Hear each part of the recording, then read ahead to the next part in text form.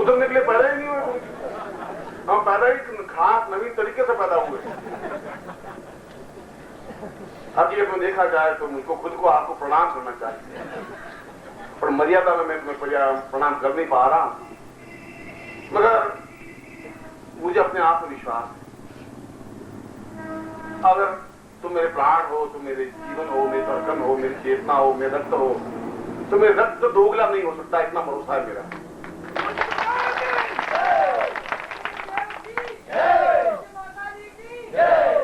क्योंकि उस खून में मिलावट नहीं है, उस दिग्गज के खून में किसी प्रकार की न्यूनता नहीं है, ओछापन नहीं है, घटियापन नहीं है।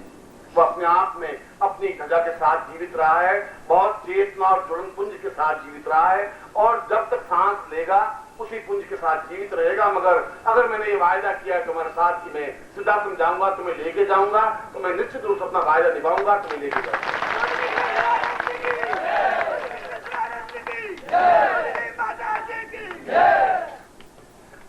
जो प्रेम देता है वो विरह देता है, और जो विरह देता है वो बहुत बड़ा होता है। घटिया आदमी विरह नहीं दे सकते, घटिया आदमी प्रेम भी नहीं कर सकते, घटिया आदमी आंखों में बस नहीं सकते, घटिया आदमी आंखों के माध्यम से दिल में उतर नहीं सकते, घटिया आदमी दिल को तड़फा नहीं सकते, और मैं तड़फा सकता हूं। मैं तुम्हारे हृदय को फड़फड़ा सकता हूं, उछाल सकता हूं, आंखों में नीर की धारा बहा सकता हूं, और रात को तुम्हें तकिया भिगोने के लिए मजबूर कर सकता हूं। मैं कर सकता हूं।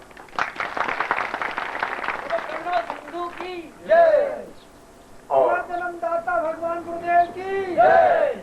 और आज पूर्णाहुति है। हमने इन 7 दिनों में जो कुछ आनंद लिया, मैंने जितना आनंद लिया उससे ज्यादा आपसे मैंने आनंद प्राप्त किया। और वास्तव में मुझे अगर हृदय से कहूं, भगवान भगवती जगदम्बा के दरबार में बैठा हुआ, उनके सामने नतमस्तक होता हुआ, तो वास्तव में आप मुझे बहुत प्रिय है, बहुत आत्मीय है, मेरे धड़कनों के अंश हैं। ऐसा नहीं हो जाए तुम्हारे मेरे बीच में दरार पड़ जाए, ऐसा नहीं होना चाहिए। ऐसा नहीं हो जाए तुम्हारे मेरे बीच में दीवार खड़ी हो जाए, ऐसा नहीं हो जाए कि कहीं कोई न्यूनता रह जाए, ऐसा नहीं हो जाए कि मैं आवाज दूं तुम्हारे कानों में पड़े ही नहीं। और जिस ऐसा हो गया उस दिन बहुत ओछापन हो जाएगा, बहुत घटियापन हो जाएगा। उस दिन जीवन का कोई अर्थ नहीं रहेगा, जीवन का कोई मकसद नहीं रहेगा, जीवन का कोई तत्व नहीं रहेगा। प्यार तो बहुत एक अनमोल चीज है, और मैं तो केवल प्यार बांटने के लिए पैदा हुआ हूं। तुमसे कुछ मुझे चाहिए नहीं, मुझे तो केवल तुम्हारा प्यार चाहिए। तुम आओ और मुझे प्यार बांट करके चले जाओ। शायद ये मेरी पूंजी है, मैं तो उस प्यार के भरोसे जिंदा हूं। लोगों के इष्ट तो सैकड़ों होंगे, राम होंगे, कृष्ण होंगे, महावीर होंगे, बुद्ध होंगे। मेरा तो इष्ट मेरा स्वयं शिष्य है, और मैं तो इष्ट को पूर्ण भगवान बनाना चाहता हूं। ये मेरी इच्छा है।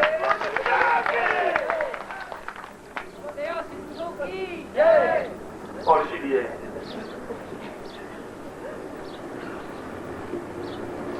इसीलिए मैं कभी कभी बहुत कड़वी बात कह देता हूं, मुझे नहीं कहनी चाहिए था। कभी कभी मैं तुम्हें फटकार देता हूं, मुझे नहीं फटकारना चाहिए। कभी कभी मैं तुम्हें शब्दों से प्रहार कर देता हूं, शायद मुझे प्रहार करने का कोई अधिकार नहीं है। मगर मेरे दिल में एक चीज है, एक वेदना है, एक तड़प है, एक बेचैनी है। इसलिए तुम मेरे और मेरे धड़कनों के बहुत निकट हो। मेरी धड़कती है तो तुम्हारे दिल भी मेरे बिल्कुल पास धड़कता हुआ सुनाई देता है। मैं चाहूंगी तुम्हें बुला नहीं सकता, मैं तुम्हें बुलाना भी नहीं चाहता हूं, मैं तो अपनी आंखों से ओझल करना भी नहीं चाहता हूं। कोई मतलब नहीं है, कोई मकसद नहीं है, ऐसी जिंदगी का कोई तात्पर्य नहीं है। जीवन तो आंखों की भाषा में लिखा हुआ जीवन होता है, शब्दों में तैरता हुआ व्यक्ति होता है, उसको जीवन कहते हैं। धड़कनों में उसका नाम खुदा हुआ होता है तो उसको जीवन कहते हैं। और जिसको ऐसा जीवन मिलता है वह सौभाग्यशाली होता है। और मैं सौभाग्यशाली हूं कि तुम्हारी सैकड़ों सैकड़ों धड़कनें मुझ में मिली हुई है। मैं इस प्रयोग को संपन्न तो करवा रहा हूं, मगर ये प्रयोग तो एक निमित्त है।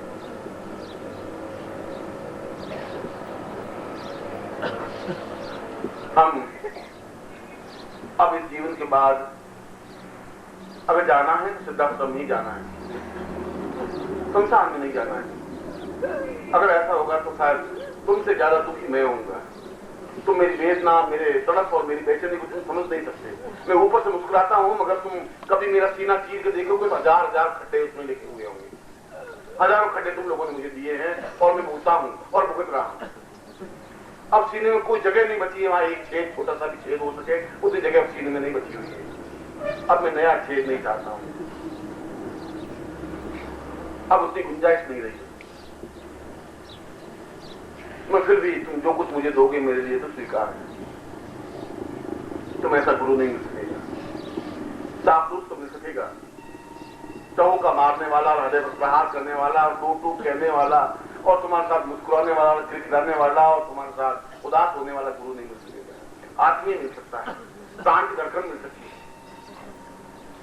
और इसीलिए आज हम पूर्णाहुति में उस पूर्ण भगवान रुद्र के प्रयोग के साथ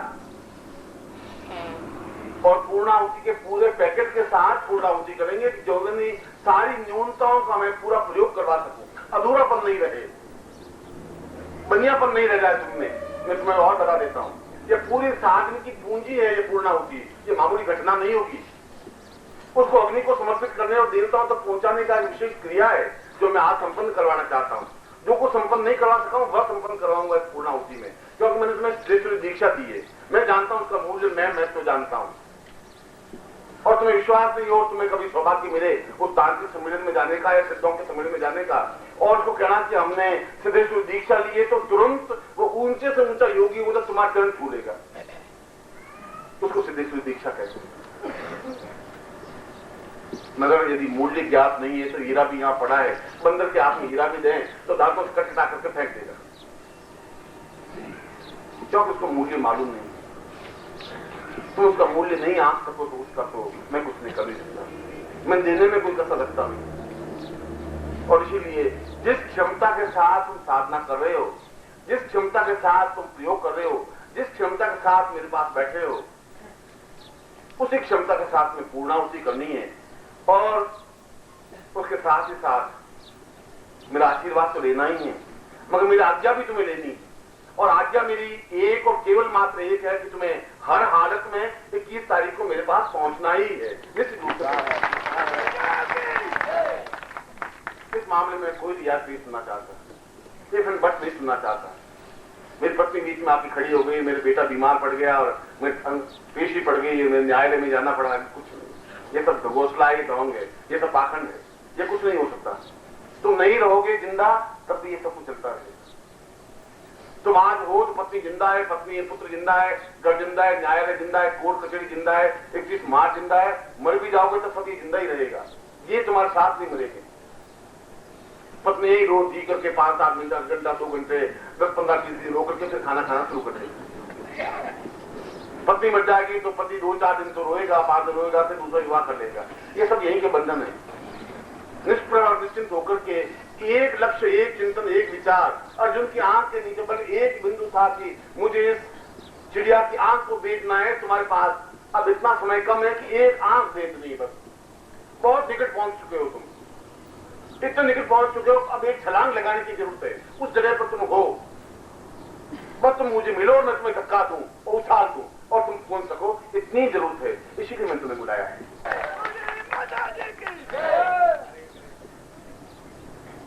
और इसीलिए मैं ये प्रयोग तुम्हें करवा रहा हूं। और प्रयोग की बात पूर्ण और पूर्णाहुति के पूर्ण प्रयोग के साथ पूर्णाहुति करनी है, अधूरेपन के साथ पूर्णाहुति नहीं करनी है, मस्ती के साथ करनी है। उसमें जो वस्तु है, जिस प्रकार से वस्तु अग्नि में समर्पित करनी है, एक एक वस्तु एक एक मंत्र के साथ समर्पित करनी है। तभी हमें जीवन में पूर्णता प्राप्त हो सकेगी। तभी आप उस जगह खड़े हो सकेंगे जिसको जंपिंग स्टोन कहा जाता है, जहां से एकदम से उछाल भरी और पहुंच गए। पहुंचने के लिए हजारों वर्ष नहीं चाहिए, तुम्हें सिद्धा समझाने के लिए 5 वर्षों की जरूरत नहीं है। तुम उस जगह पर हो, तुम्हें ज्ञात नहीं है, मुझे ज्ञात है, इसलिए मैं तुम्हें संवार रहा हूं। और इसीलिए कुमार जब घड़े को बनाता है, कुमार को मालूम है मैंने घड़े को कितना बना दिया है, उसको आंख में तपाना है बस। अग्नि बीच में रखना है। तपन इसलिए कि वह अपने आप में तप करके कुंदन बन सके, आगे जाके गुरु बन सके। गुरु को नए तो पैदा नहीं होंगे, तुम में से तो पैदा होंगे। अगर मैं समाप्त हो जाऊंगा तो कोई कोई गुरु बनेंगे, 1, 4, 6, 10, 15 तो होंगे जो वास्तव में इस देश को, दीपक को जीवित रूप से रखेंगे। तैयार तो होने पड़ेंगे ना, और होना चाहिए। और मुझे विश्वास है तुम पर, तुम्हारी क्षमताओं पर, तुम्हारे कार्यों पर। तुम्हारे साथ तुम्हारा व्यापार नहीं जा सकता, और व्यापार के कारण तुम प्रसिद्ध नहीं हो सकते, सम्मानित नहीं हो सकते। पैसों के कारण तुम प्रसिद्ध और सम्मानित नहीं हो सकते। या मेरे पड़ोस में 5-7 लाख रुपए के मालिक बैठे हैं, वो टके बाप पूछ नहीं रहा है। और बंबई के तो प्रत्येक कंकर को उठा के नीचे देखे तो उसके नीचे करोड़पति दबा हुआ बैठा है। उनकी कोई वैल्यू नहीं है। हम तुम तो एक मामूली आदमी।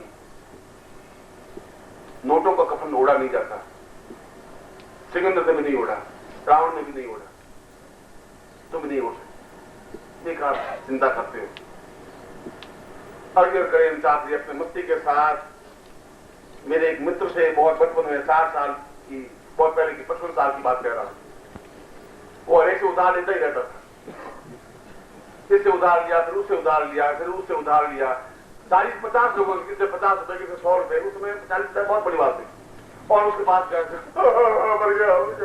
और क्या हुआ? माँ मर गई, मेरे माँ मर गई, कपन भी नहीं है मेरे पास। उसने सोचा, वाह तुम माँ मुझे 30 रोजा दे। किसी पास जाकर बहन मार के आ जाता, किसी पास भाई मार के आ जाता, किसी पास माँ मार के आता। अरे मेरे साला गधा है, तो कर क्या रहा है? इतने लोगों से तुम उधार लिया, इस गली से हो गए, तुम उस गली को बंद कर, उस गली से जाने लगा। जब वो गली की बढ़ गई तो फिर 3 से गली जाने लगा। मैंने इतना कदम झुकाएगा कैसे? तुम नाम समझते ही नहीं। मरूंगा तो अर्थी के आगे आगे खड़े होने से रहे। अर्थी अपने आप सुनसान जाएगी, साले रोड़े तुम। और मैं कोई बड़ा काम तो नाम करने वाला हूं नहीं। तो यही लोग मुझे याद रखेंगे जो 25-50 नाम मशहूर हो गए। ये सारा ठाकुर जब सारा मर गया, मेरे पैसे लेके मर गया। इस बार नाम तो मेरा लेगा, और क्या करूंगा? नाम तो अमल करने के कई तरीके हैं। गुरु के पास कई तरीके हैं। ऐसा नहीं कर सको कि वो तरीका बता दूंगा, अगली बार आ जाना वो बता देंगे। और उधार कैसे लेते हैं वो भी बता दूंगा। एक आदमी से दूसरी बार भी उधार लेना, ये भी तरीका है। और नटवरलाल का तुमने नाम सुना होगा, बहुत प्रसिद्ध ठग था, पकड़ा गया, वो कोर्ट में गया। जज बड़ा आश्चर्य, उसने कहा कि नटवरलाल हम तो वंडर, आज से तुमने अपनी जिंदगी में हजारों लोगों को धोखा दिया, तुम्हारे इस धोखे में फंसते कैसे? तुम किसी की जेब से पैसे कैसे निकलवा देते हो, कैसे ठगते हो? 2 मिनट में जादू करता हूं, अभी 2 मिनट में बता सकता हूं। तुम ठगी करते कैसे? आखिर मुझे समझ में नहीं आया। क्या आपको मैं तुम निकाल करके दिखाऊं? अच्छा लाइए 5 मिनट 100 का नोट न करके दिखाता हूं। जब मैं अपना 5 रुपए का नोट निकाल दिया, तुमने कैसे निकलवाता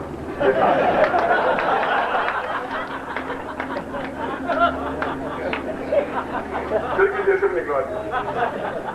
बस ये तरीका यही है। अब आपको क्या बताऊं, तरीके कहिए। अब आप जैसे बहुत होशियार चालाक जज, तुम्हारे जैसे पास निकलवाए नहीं निकलवाए, अब मेरी जेब में तुम्हारे कुछ करना होगा।